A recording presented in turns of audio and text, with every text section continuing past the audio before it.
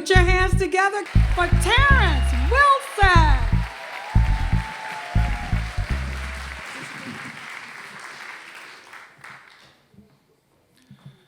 My earliest memories of being a child, 2 and 3 years old, were that of joy and playfulness.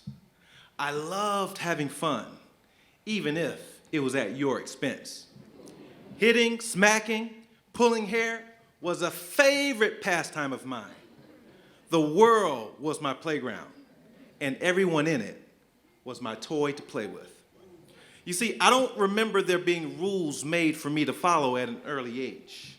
But I do remember there was a rule given to other people about me, which was, don't touch my son. And so I did as I pleased.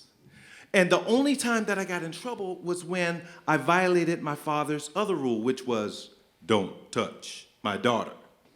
And so when I violated that rule, I quickly learned why people didn't want to touch me. You see, the person in violation of the rules would end up understanding a word called consequence.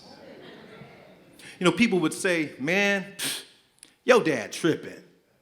And so I did as I pleased, not understanding that there was trouble in paradise.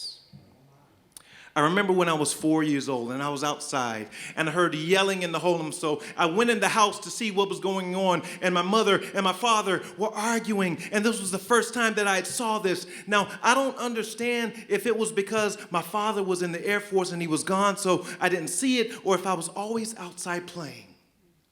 But all I remember was that this time I heard something in my mom's voice that I had never heard before. I heard her crying. And so with all the strength of a 4-year-old, I went into their room and I said, stop it! Now, I don't know what they were arguing about. All I know is that I needed my parents to stop tripping. And so as silence filled the room and my mom composed herself and wiped away her tears, with the argument unresolved, my father simply said, I'm going to take my son to go get some ice cream. And so we got into the car and we went to the local ice cream parlor. And with that, I was happy, y'all. I mean, what 4-year-old kid would not be happy going to get some ice cream? And that was my father's way of making me happy. And it worked. I remember being there and taking that first lick of butter pecan, and man, I was in my happy place. And that's when I came up with this great idea. Hey, Dad, I know what you can do. You can get Mom some ice cream, and she'll be happy too. After all, everybody loves ice cream. Unless you're lactose intolerant, then not so much. You know, I think back and I wonder how different my life would have been had my father just gotten my mom some ice cream. But my belly was full and I was happy, and that's all that mattered to me at the time, and so we went home. It was only a couple of days later and my father had to leave again. There he goes, off to save the world and make it a better place. So I thought, bye, Dad. Bye, son. I love you. And with one last hug, he was gone. But this time was different. This time, he wasn't gone for a time. This time, he was gone for good. This time, when he would walk out of that door, he would no longer be the man of the house. And that's when my life took an unexpected detour. I remember when I was 5 years old and I was outside being my normal self, hitting and smacking, and I hit my cousin and they cried. What a weakling, I thought to myself. But here comes my grandfather coming out of his home, huffing and puffing, telling me, hey boy, you better stop that. Don't make me come over there. Granddad was tripping. And so with all the arrogance of a 5-year-old, I told him, what you gonna do? Now, hold on now. Now, come on now. This response was natural to me because, after all, everybody understood the rules and nobody was exempt from the consequence, especially not him. But it was different this time.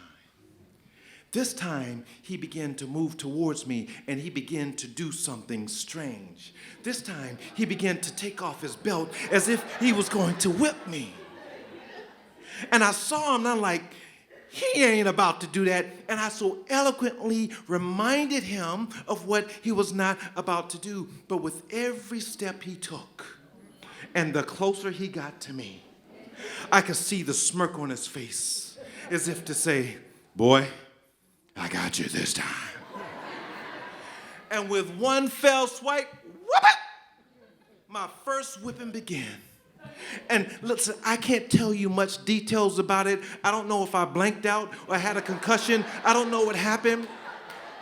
In fact, I didn't even start crying until it was over.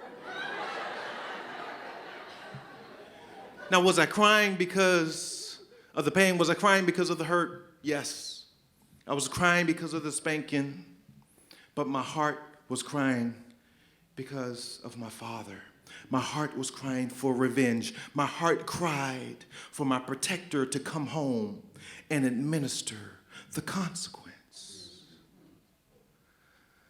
But he was no longer the man of the house. Little by little, I began to see that I was no longer an untouchable. And more, my acts of terrorism were met with retaliation. And the more people retaliated, the more I began to desire my father. The more I began for him to come home and handle some business because all these people were just tripping.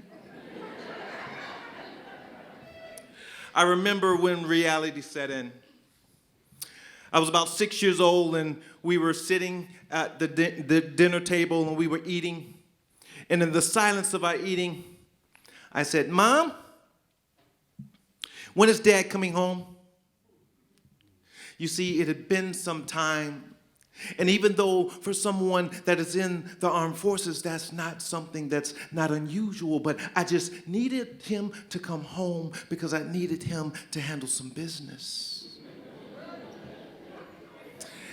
And that's when she told me. That's when she told my sister and I she could no longer hide the secret.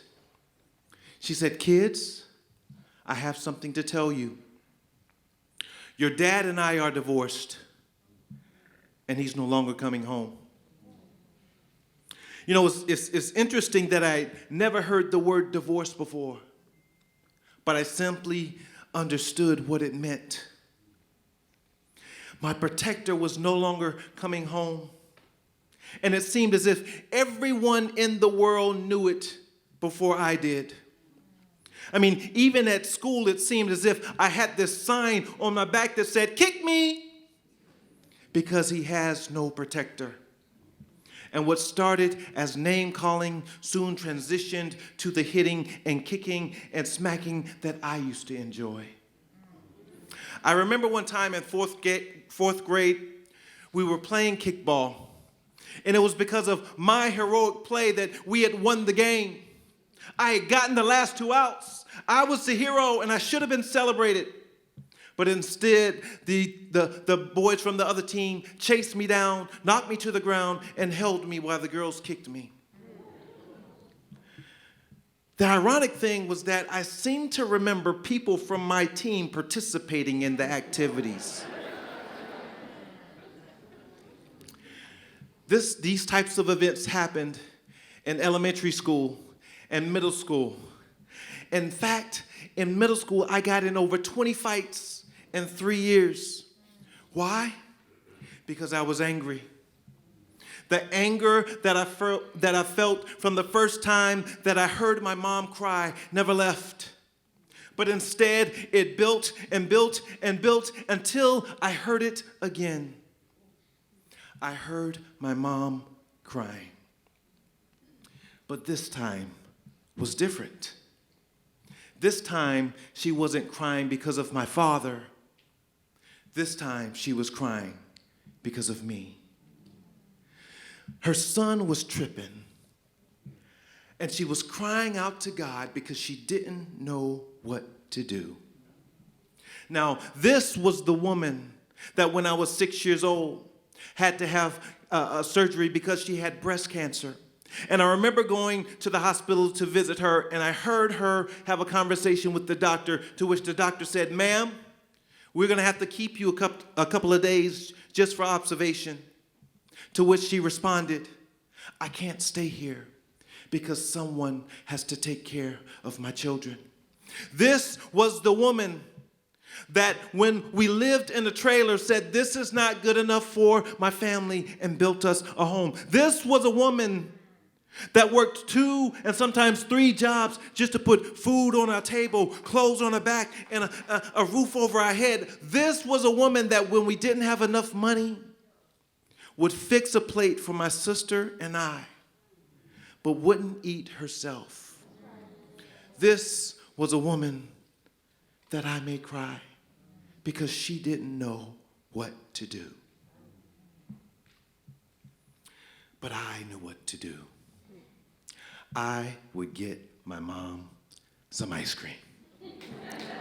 I would make my life a flavor that she would enjoy just as much as I enjoyed that creamy butter pecan.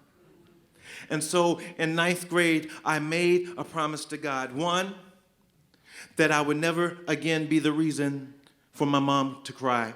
2, that I would be and have a life that she would enjoy. 3, that my family would always know of my enduring presence. And 4, that I wouldn't make the mistakes that my father did. And so my change began. I remember in 9th grade, it was when my sister had gone off to college, and it was just me and my mom in the home.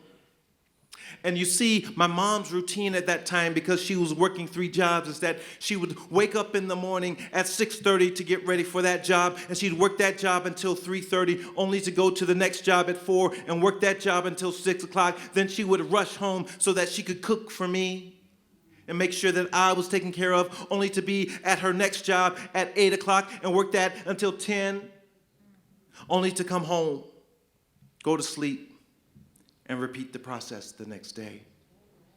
And I saw this burden, and I said, I have to do something. I know what I'll do. I'll cook for my mom. And so I remember the first time that I cooked. I went to the cabinets to see what we had in there, and I opened the doors, and you know what I found? I found some Vienna sausages. Now, y'all don't act like that. Y'all know what Vienna sausages are. Y'all know Vienna sausages, and y'all know Spam. Come on now. I found it, and I found some Kraft macaroni and cheese and a can of green beans. Yeah, that's right. We were in business. Because all I needed to learn to do was boil water. And so I cooked for my mom. And I remember that day because I remember her coming home and driving into the driveway and coming into the side door and then throwing her bags on the couch, getting ready to come into the kitchen to cook because she had to keep a tight schedule, only to see me there standing with her chair pulled out and her plate prepared. Mom, have a seat. And so she did. And you know what she did? She cried. The very thing that I told God I wouldn't do, I made her do. I made her cry. But this cry was different. This cry was because the burden that she had carried for so long was now being shared. This cry was because now, instead of rushing in between jobs to cook, she could come home and sit down and relax and watch the 6 o'clock news. As if the news is relaxing. I mean, have y'all seen the news lately? But most importantly, this time she was crying because her son was no longer tripping. Her scoop of ice cream was tasting real good, and she was in her happy place. I was becoming the man that God designed me to be, the man that she desired me to be, and the man that my future family would need for me to be. And so for all of you mothers and parents that see your children tripping, don't stop praying, don't stop believing, because there's greatness on the inside of them. And so if you ask my wife today, she'll tell you that I'm not tripping. Now, if you ask her that in reality, she might have a different story. But because I'm the one on the stage telling the story, that's my story, and I'm sticking to it. Thank you, and God bless.